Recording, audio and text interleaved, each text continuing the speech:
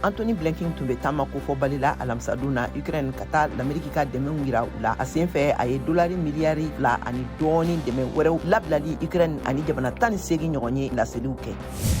L'Amérique jamanakuntigi Joe Biden ye guerre kɛminan wɛrɛw ne u valeur bɛ taa i jɔ dolari miliyɔn 675 la danatigɛli kɛ ka di Ukraine ma. Lloyd Austin, l'Amérique lakanakuntigi ka laselila alamisa na.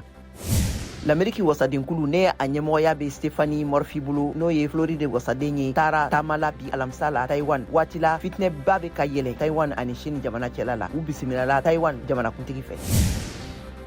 Joe Biden ne a furumuso Jill Biden ye Barack Obama n'a furumuso Michelle Obama bisimila arabadona l'Amérique masayaso kɔnɔna na yaasa ka Obama ka ja min dilanna Robert McCurdy ani Sharon Pring fɛ yira u la.